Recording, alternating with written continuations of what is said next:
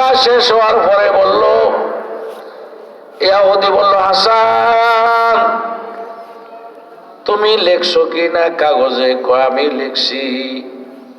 কয় যদি তোমার কথা ঠিক তা যদি আমি এগুলা পাই তাহলে আমি মুসলমান হইয়া যাই। সাথে সাথে বলল, আশহাদু আল্লা ইলাহা ইল্লাল্লাহু ওয়া আশহাদু আন্না মুহাম্মাদান আবদুহু ওয়া রাসূলুহু। সেই ইহুদি মুসলমান হয়ে গেল। মুসলমান হইয়া ইহুদি বলল, আচ্ছা হাসান বসরি, আপনি আমি মৃত্যুবরণ করলে আপনি আমারে গোসল দিবেন,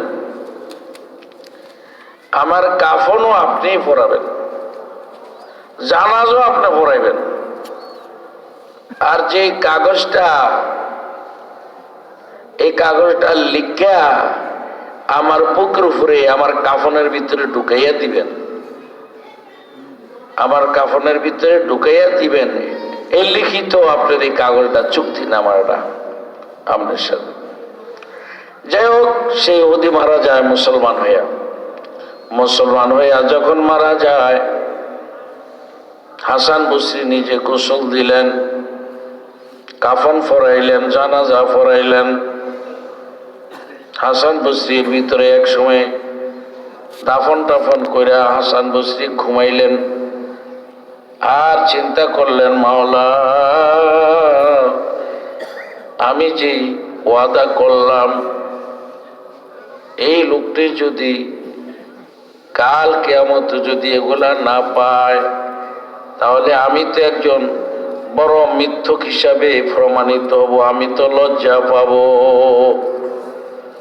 এই চিন্তা করতে করতে করতে হাসান বসরি এই চিন্তা করতেছে, হঠাৎ কইরা স্বপ্নে দেখি ওই মুসলমান, নতুন মুসলমান বলতেছে, হাসান বসরি তুমি লিখা আমারে কি দিছ, যা লিখা দিছ আল্লাহ পাক যে তার চেয়ে কয় হাজার কয় কোটি গুণ আল্লাহ আমাকে বেশি দান করছে হাসান, তা তুমিও জানো না, দুনিয়ার কেউ জানে না। আল্লাহ পাক এত পুরস্কার, এত মর্যাদা, এত সম্মান আমাকে দিয়েছেন, তোমার কাগজটা তুমি লইয়া যাও। কাগজটা নিক্ষেপ করে দিছে, হাসান বসরির কাছে পয়সা গেছে। আল্লাহ পাকের কুদরতে রাসূলুল্লাহ সাল্লাল্লাহু আলাইহি সাল্লামের খেদমত করতে একজন ইহুদি বাচ্চা বালক, ঘটনাক্রমে সে মারা যাইতেছে। তো রাসূলুল্লাহ সাল্লাল্লাহু আলাইহি সাল্লাম দেখছে সে মারা যাইতেছে। হুজুর সাল্লাল্লাহু আলাইহি সাল্লাম তাকে দেখার জন্য আসেন, তার শারীরিক অবস্থা জানার জন্য, তার খোঁজ খবর জানতে আসেন। জানতে এসে হুজুর তাকে বললেন, তুমি মুসলমান হয়ে যাও, তুমি মুসলমান হয়ে যাও। নবীজি যখন তাকে দাওয়াত দিছে তখন তার পাশে ওই বালকের বাবা বসা ছিল। এখন হুজুর যখন তাকে দাওয়াত দিছে তুমি মুসলমান হও, সে তার বাবার দিকে তাকাইছে। বাবা কি বলে? তার বাবা বলে, আতির আবুল কাসিম সাল্লাল্লাহু আলাইহি ওয়াসাল্লাম, এরে আমার ছেলে বালক, বাবা তুমি মুহাম্মদ সাল্লাল্লাহু আলাইহি সাল্লামের অনুসরণ করো। এর সাথে সাথে মুসলমান হয়ে গেছে। কি হুজুর আলাইহিস সালাম এখান থেকে বিদায় নিচ্ছে, দোয়া করতেছে, আল্লাহ শুকর যে আল্লাহ পাক তাকে জাহান্নাম থেকে মুক্ত করে দিয়েছে। বলেন সুবহানাল্লাহ। এই যে ইসলাম কত বড় নিয়ামত! হযরত হাসান বসরি ইহুদিকে দাওয়াত দিছে, লাস্টে পর্যন্ত ইহুদির কাজে লাগে গেছে। লাগছে না লাগছে। আজকে আওয়াজ নসিহত শুনতে শুনতে, আলেম ওলামাদের সাথে বসতে বসতে, শুনতে শুনতে একদিন আপনাকে আমল করার তৌফিক দান করবে যে আপনি কল্পনা করতে পারেন না। আল্লাহ পাক প্রতিটি মুসলমানকে এই ইমানের ইন্টারভিউ দিতে হবে। ইমানের কি দিতে হবে? ইন্টারভিউ দিতে হবে। আর ইমানের ইন্টারভিউতে যত মজবুত হবে পুরস্কারও তত বেশি। ইন্নাল্লাযীনা ক্বালু রাব্বুনাল্লাহ, আল্লাহ পাক বলে যারা আমাকে রবে বলেছে, যারা বলে আমাদের পরওয়ারদিগার আল্লাহ, এরপরে সুম্মাস্তাকামু, এই কথা বলার পরে তাদেরকে অটল থাকতে হবে ইসলামের উপরে। কি বলেন?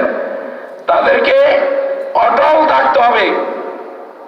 বিভিন্ন পরীক্ষা নিরীক্ষা হবে, ফ্যামিলির পক্ষ থেকে পরীক্ষা আসতে পারে, সমাজের পক্ষ থেকে আসতে পারে, দেশের পক্ষ থেকে আসতে পারে। যতভাবে আসুক ইমানের উপর থেকে যেন ছিনে আনা নিতে পারে। ইমানুল ইস্তাকাম সুম্মা ইস্তাকামু, দ্বীনের উপরে ইস্তেকামাতের সাথে থাকতে হবে, তাহলে বড় পুরস্কার আল্লাহ পাকের মহান দরবারে পাওয়া যাবে। আজকে আমরা তো মুসলমান, আলহামদুলিল্লাহ, আল্লাহর অনেক বড় নেয়ামত হয়েছে, কিন্তু ইসলামের বিভিন্ন দাবি আছে। ইসলামের দাবি আজকে যদি বলে আমাদের দেশে সারা বিশ্বে আল্লাহ নবীর আদর্শ সারা বিশ্বে চালু করব, নবীর আদর্শকে বাস্তবায়ন করব, প্রতিষ্ঠিত করব, তাহলে দেখবেন কজন মানুষ হইব? অল্প কজন মানুষ হইবে নাকি? ঠিক না? আসবে না, গর্ব হইয়া থাকবে। বদরের যুদ্ধে এক সাহাবা আবু বাইদ ইবনে হারিস রাদিয়াল্লাহু তাআলা সাহাবার নাম। এই সাহাবা এখন তো যুদ্ধ হইল, উপরদি হেলিকপ্টার আইসা বিমান, জঙ্গি বিমান আইয়া বোম নিক্ষেপ করে, সাথে সাথে শেষ হয়ে যায়। আগে বদরের যুদ্ধ যখন হয়েছে তখন একজন মুসলমান আর একজন কাফের তলোয়ার লয়ে সামনাসামনি আইছে, কথা বুঝতেছে, সামনাসামনি আইছে। তো এর আগে আলী রাদিয়াল্লাহু তাআলা আনহুর সম্মুখে কাফের আইছে, আলী রাদিয়াল্লাহু তাআলা কাফের তফা ঠান্ডা করে দিছে।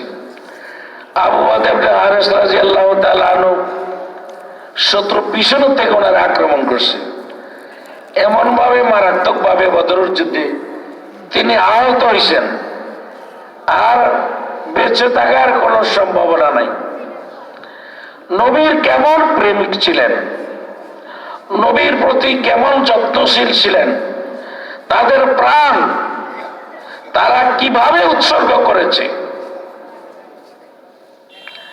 হযরতে সেই সাহাবা বললেন, আমার তো বাঁচার আর কোনো সম্ভাবনা নাই, তবে আমার